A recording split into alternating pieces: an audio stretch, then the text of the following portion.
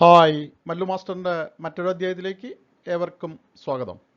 ഇന്ന് നമ്മൾ കാണാൻ പോകുന്നത് Kerala financial code volume 1 chapter 8 miscellaneous expenditure. ഇത് വരുന്നത് ആർട്ടിക്കിൾ 199 മുതൽ 231 വരെയാണ് ഈ മിസ്സലേനിയസ് എക്സ്പെൻഡിച്ചറിനെ കുറിച്ച് ഡിസ്കസ് ചെയ്യുന്നത്. അപ്പോൾ 7 ചാപ്റ്ററുകൾ ഞാൻ ഇതിനകം തന്നെ അത് വീഡിയോ രൂപത്തിലാക്കിയിട്ടുണ്ട്. അപ്പോൾ അത് കാണാത്തവർ അതൊക്കെ പോയി കാണുക, പ്രോത്സാഹിപ്പിക്കുക. ഓരോ ചാപ്റ്ററിൻ്റെ അവസാനം അതാത് ചാപ്റ്ററുകളിൽ മുൻവർഷ ചോദ്യപേപ്പറുകളിലുള്ള ചോദ്യങ്ങളൊക്കെ ഉൾപ്പെടുത്തിക്കൊണ്ടുള്ള പ്രാക്ടീസ് ടെസ്റ്റും ഞാൻ ഉൾപ്പെടുത്തിയിട്ടുണ്ട്. അപ്പോൾ അതൊക്കെ നിങ്ങൾക്ക് ചെയ്ത് നോക്കി പഠിക്കാവുന്നതാണ്. നമുക്കറിയാം, കേരള ഫൈനാൻഷ്യൽ കോഡായാലും കേരള സർവീസ് റൂളായാലും വളരെ വലിയ പുസ്തകങ്ങളാണ്. അപ്പോൾ ഇത് പരീക്ഷയ്ക്ക് തയ്യാറെടുക്കുന്നവർക്ക് വേണ്ടിയിട്ട് വളരെ ഒരു സംക്ഷിപ്ത രൂപത്തിലാണ് ഞാൻ അവതരിപ്പിച്ചുകൊണ്ടിരിക്കുന്നത്.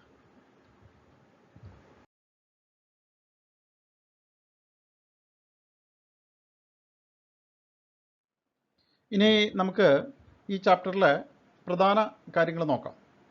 All miscellaneous expenditure is sanctioned by government or the competent authority to whom the government delegated the power.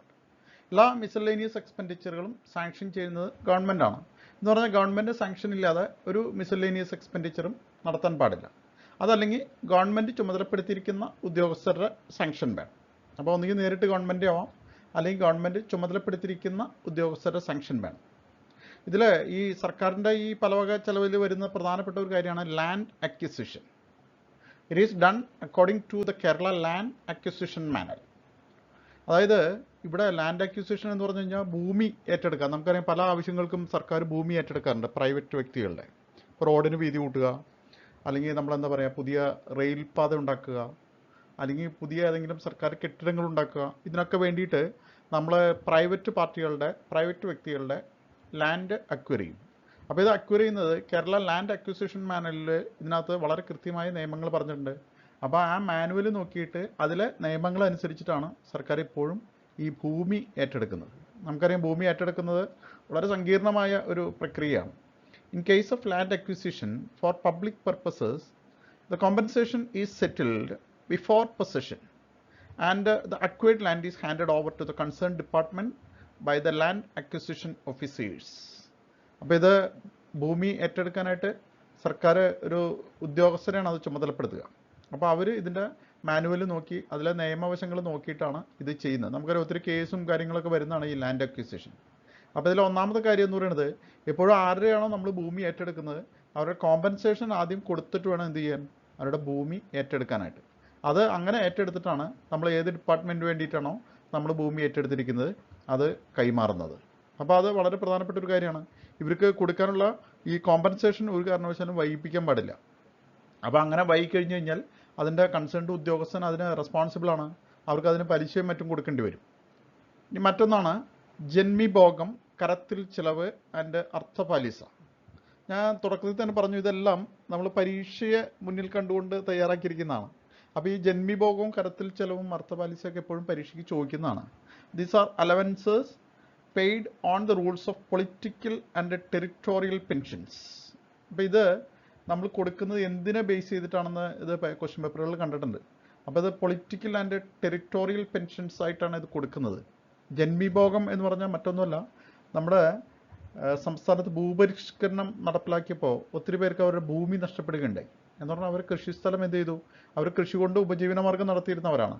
അപ്പോൾ അവരുടെ കൃഷിസ്ഥലം സർക്കാർ ഏറ്റെടുക്കുകയും അപ്പോൾ അങ്ങനെ വന്നപ്പോൾ അവർക്കുണ്ടായ നഷ്ടങ്ങൾ പരിഹരിക്കാൻ വേണ്ടി സർക്കാരിൻ്റെ ഭാഗത്തുനിന്ന് അവർക്ക് ഓരോ വർഷവും ഒരു പ്രത്യേക തുക കൊടുക്കും. ഇത് സർക്കാരിൻ്റെ മിസലേനിയസ് എക്സ്പെൻഡിച്ചറിൽ വരുന്നതാണ്. അതാണ് ഈ കരത്തിൽ ചിലവെന്ന് പറയുന്നതും അർത്ഥപാലിസ എന്നൊക്കെ പറയുന്നത്. അതുപോലെ മറ്റൊന്നാണ് ഈ മലിംഖാന എന്ന് പറഞ്ഞു കഴിഞ്ഞാൽ കേരളത്തിലെ രാജകുടുംബാംഗങ്ങൾ. അവരെ നമുക്കറിയാം, രാജഭരണം നമ്മളെ നിർത്തലാക്കിയപ്പോൾ ഈ രാജകുടുംബാംഗങ്ങൾക്ക് ജീവിക്കാനുള്ള ഒരു പ്രത്യേക തുക ഓരോ മാസവും ട്രഷറിയിൽ നിന്ന് അവർക്ക് വന്നത് കൈപ്പറ്റാം. അപ്പോൾ അത് സർക്കാർ ഓരോ വർഷവും അത് നിശ്ചയിക്കും. അത് നമ്മൾ ഈ പറഞ്ഞ പൊളിറ്റിക്കൽ പെൻഷനോ അല്ലെങ്കിൽ ടെറിട്ടോറിയൽ പെൻഷനൊക്കെ കൊടുക്കുന്ന പോലെയാണ്. അപ്പോൾ അത് ചിലത് മന്ത്ലി കൊടുക്കുന്നുണ്ട്, ചിലത് 6 മാസം കൂടുമ്പോൾ അവർ വന്ന് കൈപ്പറ്റുന്നുണ്ട്. അതുപോലെ എറണാകുളം ജില്ലയിലെ ചെങ്ങമനാട് ദേവസ്വം അവർക്കും ഇതുപോലെ തുക കൊടുക്കുന്നുണ്ട്. അവരുടെ ഭൂമി ഇതുപോലെ നഷ്ടപ്പെട്ടിട്ടുണ്ട്. എന്നുവെച്ചാൽ അവരുടെ കൃഷിസ്ഥലങ്ങളായിരുന്നു അത്. അപ്പോൾ കൃഷിസ്ഥലങ്ങൾ സർക്കാർ ഏറ്റെടുത്ത് കഴിഞ്ഞപ്പോൾ അങ്ങനെ ഉണ്ടായ നഷ്ടങ്ങൾ ആ നഷ്ടങ്ങൾ കോമ്പൻസേറ്റ് ചെയ്യാൻ വേണ്ടിയിട്ട് സർക്കാർ കൊടുക്കുന്ന തുകയാണ്. ഇപ്പോൾ രാജകുടുംബങ്ങൾക്ക് അവർക്ക് ജീവിക്കാൻ വേണ്ടിയിട്ട്, അല്ലെങ്കിൽ ജന്മിമാർക്ക്, ഭൂമി നഷ്ടപ്പെട്ട ജന്മിമാർക്ക് അവർക്ക് ജീവിക്കാൻ വേണ്ടിയിട്ടൊക്കെ കൊടുക്കുന്ന തുകയാണത്. അപ്പോൾ അത് കാലാകാലങ്ങളിൽ അത് സർക്കാർ നിശ്ചയിച്ച് അവർക്ക് മുടങ്ങാതെ കൊടുത്തു വരുന്നുണ്ട്. അപ്പോൾ ഇത് ഏത് കാറ്റഗറിയിലാണ് പെടുന്നതെന്ന് പലപ്പോഴും പരീക്ഷയ്ക്ക് ചോദിച്ച് കണ്ടിട്ടുണ്ട്. അപ്പോൾ ഇത് പൊളിറ്റിക്കൽ ആൻഡ് ടെറിട്ടോറിയൽ പെൻഷൻസിൽ വരുന്ന ഒരു സെഗ്മെൻ്റാണത്. അതുപോലെ മറ്റൊന്നാണ് ഡിസ്ക്രിഷണറി ഗ്രാൻറ്റ്സ് എന്ന് പറഞ്ഞാൽ, ഇത് നമ്മൾ സർക്കാരോ അല്ലെങ്കിൽ സർക്കാരിലെ പ്രമുഖ വ്യക്തികളോ നൽകുന്ന ഒരു ഗ്രാൻറ്റാണത്. എന്ന് പറഞ്ഞു കഴിഞ്ഞപ്പോൾ നമ്മൾ ചില വ്യക്തികളോ അല്ലെങ്കിൽ ചില കുടുംബങ്ങളൊക്കെ പെട്ടെന്ന് വളരെ ദാരുണമായ ഒരു ദുരന്തത്തിൽ പെട്ടുപോയി. അപ്പോൾ അവരെ ആശ്വസിപ്പിക്കാൻ വേണ്ടി നൽകുന്ന തുകയാണ് നമ്മൾ ഈ ഡിസ്ക്രിഷണറി ഗ്രാൻറ്റ്സ് എന്ന് പറയുന്നത്. ഇത് നൽകാൻ അവകാശമുള്ളവരെന്ന് പറഞ്ഞാൽ സാധാരണ ഗവർണർക്ക് ഇത്തരം ഗ്രാൻറ്റുകൾ പ്രഖ്യാപിക്കാം. പിന്നെ മറ്റൊന്നാണ് റവന്യൂ ഡിപ്പാർട്ട്മെൻറ്റ് അല്ലെങ്കിൽ ഡിസ്ട്രിക്ട് കളക്ടറോ, അവരൊക്കെയാണ് ഇത് കൊടുക്കുന്നത്, ഈ ഡിസ്ക്രിഷണറി ഗ്രാൻറ്റ് കൊടുക്കുന്നത്. ഇപ്പോൾ ഒരു ഉദാഹരണം പറഞ്ഞു കഴിഞ്ഞാൽ, ഇപ്പോൾ പെട്ടെന്ന് വെള്ളപ്പൊക്കത്തിൽ ഒരാൾക്ക് വീട് നഷ്ടപ്പെടുന്നു. അപ്പോൾ അവർക്ക് ആ താൽക്കാലികമായിട്ട് പിടിച്ചെക്കുന്നതിന് വേണ്ടി നൽകുന്ന, വളരെ പെട്ടെന്ന് നൽകുന്ന ഒരു ഗ്രാൻറ്റാണ് ഈ ഡിസ്ക്രിഷണറി ഗ്രാൻറ്റ് എന്ന് പറയുന്നത്. വേണമെങ്കിൽ അത് ഗവർണർക്ക് പ്രഖ്യാപിക്കാം, അല്ലെങ്കിൽ നമ്മൾ പറഞ്ഞ ഡിസ്ട്രിക്ട് കളക്ടറോ, അവരൊക്കെയാണ് ഈ ഡിസ്ക്രിഷണറി ഗ്രാൻറ്റുകൾ വളരെ പെട്ടെന്ന് പ്രഖ്യാപിക്കുന്നത്. അല്ലെങ്കിൽ ഇപ്പോൾ എന്താ പറയുക, പെട്ടെന്ന് ഇപ്പോൾ അപകടത്തിൽ ഒരു ഫാമിലിയിൽ 1-2 പേര് പെട്ടെന്ന് മരിച്ചു പോകുന്നു.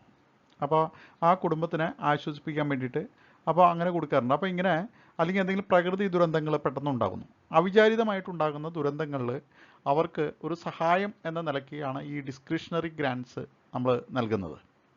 It may be sanctioned by governor and the officers of the revenue department. Usually governor gives petty grants and charitable donations to individuals or institutions. അപ്പോൾ വ്യക്തികൾക്കോ അല്ലെങ്കിൽ സ്ഥാപനങ്ങൾക്കോ ഗവർണർ സാധാരണ വലിയ തുക അങ്ങനെ പ്രഖ്യാപിക്കാറില്ല. അപ്പോൾ അദ്ദേഹം ചെറിയ ഒരു സമാശ്വാസ സഹായം എന്ന നിലയ്ക്കാണ് അദ്ദേഹം ചെറിയ തുകകളൊക്കെ നൽകാറുണ്ട്. അപ്പോൾ ഇതൊക്കെ വരുന്നത് ഡിസ്ക്രിഷണറി ഗ്രാൻറ്റിൻ്റെ അണ്ടറിലാണ്. മിസ്സലേനിയസ് എക്സ്പെൻഡിച്ചറാണ് സർക്കാരിൻ്റെ. അതുപോലെ മറ്റൊന്നാണ് grants by revenue officers are given by revenue board, district collectors, revenue divisional officers or tahsildars എന്ന് പറഞ്ഞാൽ കുറച്ചും കൂടി വലിയ തുകകൾ നൽകേണ്ടി വരുമ്പോൾ നമ്മൾ അതിന് റവന്യൂ ഡിപ്പാർട്ട്മെൻറ്റിലെ റവന്യൂ ബോർഡ് ഉണ്ട്. ഇപ്പോൾ ഒരാളുടെ വീട്, ഇപ്പോൾ കാറ്റും മഴയും വന്ന ഒരാളുടെ വീട് നശിച്ചു പോകുന്നു. അപ്പോൾ ആ നാശനഷ്ടത്തിൻ്റെ ഡെപ്ത് എന്തുമാത്രം ഉണ്ട്, അയാൾക്ക് എന്തുമാത്രം നഷ്ടങ്ങൾ ഉണ്ടായിട്ടുണ്ടെന്നൊക്കെ റവന്യൂ ബോർഡ് വിലയിരുത്തിയിട്ടാണ്, അത് പഠിച്ചതിന് ശേഷമാണ് അവർക്ക് ആ തുക കൈമാറുന്നത്. അതിനാണ് റവന്യൂ ബോർഡ് എന്ന് പറയുന്നത്. അതുപോലെ റവന്യൂയുടെ ഡിവിഷണൽ ഓഫീസേഴ്സ് അവർ പോയി പരിശോധിക്കും, അല്ലെങ്കിൽ തഹസീൽദാർമാർ പോയി പരിശോധിക്കും. അപ്പോൾ അങ്ങനെ വളരെ പരിശോധിച്ച് കൃത്യമായിട്ടാണ് ഈ ഡിസ്ക്രിഷണറി ഗ്രാൻറ്റുകൾ കൈമാറേണ്ടത്. Usually it is given to poor people suffering from natural calamities. അതായത് പ്രകൃതി ദുരന്തങ്ങൾക്ക് വിധേയമാകുന്നവർക്ക് വേണ്ടിയിട്ടാണ് ഈ ഡിസ്ക്രിഷണറി ഗ്രാൻറ്റ് അനുവദിക്കുന്നത്. Grants in aid and contributions of public bodies, institutions etcetera. അപ്പോൾ അത് സാധാരണ പൊതുവായിട്ടുള്ള ചില സംഘടനകൾക്ക് കൊടുക്കാറുണ്ട്, അല്ലെങ്കിൽ സ്ഥാപനങ്ങൾക്ക് കൊടുക്കാറുണ്ട് ഈ grant in aid. Every order sanctioning a grant specify the subject for which it is given and the time limit to spend it. അപ്പോൾ ഓരോ സാങ്ഷനിങ് ഓർഡറിലും നമ്മൾ പറഞ്ഞത് സാങ്ഷൻ വേണം, സാങ്ഷൻ കിട്ടിയാൽ മാത്രമാണ് ഈ തുക കൈമാറാൻ പറ്റുള്ളൂ. അപ്പോൾ ആ സാങ്ഷൻ ഓർഡറിൽ വളരെ കൃത്യമായിട്ട് അത് സ്പെസിഫൈ ചെയ്തിട്ടുണ്ടാവും, എത്ര തുക കൊടുക്കണം, അത് സ്പെൻഡ് ചെയ്യേണ്ട ടൈം ലിമിറ്റും കൊടുത്തിട്ടുണ്ടാവും. അപ്പോൾ ആ ടൈം ലിമിറ്റിനുള്ളിൽ ആ പറഞ്ഞിരിക്കുന്ന തുക ആ പ്രത്യേക കാര്യവുമായി ബന്ധപ്പെട്ട് ചിലവാക്കിയിട്ടുണ്ടാവണം. Before granting the aid, the audited statement of the concerned body is examined by the authority. എന്ന് പറഞ്ഞാൽ നമ്മൾ പറഞ്ഞു, ചിലപ്പോൾ ഈ ഗ്രാൻറ്റുകൾ നമ്മളൊരു പൊതു സംഘത്തിനോ അല്ലെങ്കിൽ സ്ഥാപനങ്ങൾക്കോ കൊടുക്കുമ്പോൾ അപ്പോൾ അതിൻ്റെ കൺസേൺഡ് അതോറിറ്റി അവരുടെ പ്രവർത്തനങ്ങൾ, മുൻകാല പ്രവർത്തനങ്ങൾ വിലയിരുത്തും. അപ്പോൾ അവരുടെ മുൻകാല ഓഡിറ്റഡ് സ്റ്റേറ്റ്മെൻറ്റ് ഈ കൺസേൺ ബോഡി അവർ പരിശോധിക്കും. അവരുടെ പ്രവർത്തനങ്ങൾ എങ്ങനെയുണ്ട്, അവരുടെ വരവ് ചെലവ് കണക്കുകൾ എങ്ങനെയാണ്, പൊതുമണ്ഡലത്തിൽ അവരുടെ പ്രവർത്തനങ്ങൾ എങ്ങനെയാണ്, ഇതൊക്കെ പരിശോധിച്ചതിന് ശേഷം മാത്രമാണ് അവർക്ക് ഗ്രാൻറ്റ് അനുവദിക്കുകയുള്ളൂ. There is any corrupt practices, no grants in aid will be given. അതായത് അവരുടെ മുൻകാല പ്രവർത്തനങ്ങളിൽ എന്തെങ്കിലും കറപ്റ്റ് പ്രാക്ടീസസ് ഉണ്ടെങ്കിൽ, എന്ന് പറഞ്ഞാൽ എന്തെങ്കിലും അഴിമതിയോ എന്തെങ്കിലും എന്താ പറയുക, നമ്മൾ അവരുടെ മുൻകാല പ്രവർത്തനങ്ങൾ തൃപ്തികരമല്ലെങ്കിൽ അവർക്ക് ഗ്രാൻറ്റ് അനുവദിക്കാറില്ല. Every grant in aid should be spend within 1 year and the audit report should be submitted within 9 months of utilization to AG. അപ്പോൾ ഇങ്ങനെ കൊടുക്കുന്ന ഗ്രാൻറ്റിൽ അപ്പോൾ ഇത്ര സമയത്തിനകം അത് ചിലവഴിക്കണമെന്നുണ്ടാവും. അപ്പോൾ എല്ലാതരം ഗ്രാൻറ്റുകളും എന്ത് ചെയ്യണം, 1 വർഷത്തിനുള്ളിൽ സ്പെൻഡ് ചെയ്തോണം.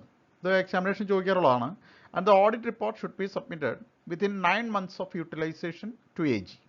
അപ്പോൾ അവർക്ക് കിട്ടുന്ന തുക ചെലവഴിച്ചതിന് ശേഷം അതിൻ്റെ യൂട്ടിലൈസേഷൻ സർട്ടിഫിക്കറ്റ് 9 മാസത്തിനകം അതിൻ്റെ കൺസേൺഡ് അതോറിറ്റിക്കോ അല്ലെങ്കിൽ AGക്കോ അയച്ചു കൊടുക്കേണ്ടതാണ്.